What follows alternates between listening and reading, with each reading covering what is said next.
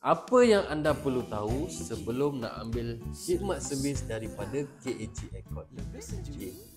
First kali, KAG ada menawarkan 3 package servis. Pertama, normal servis. Kedua, top overhaul servis.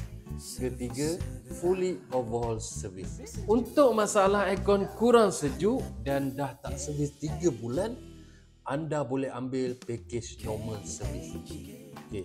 Untuk aircon yang ada masalah leaking air, kurang sejuk, on suhu 16 pun tak sejuk-sejuk, itu korang wajib ambil package top overhaul service. Confirm aircon korang akan jadi macam baru balik. Biasanya kita suggest untuk 3 tahun punya aircon yang dah tak pernah buat servis full overhaul, kita akan suggest buat fully overhaul service.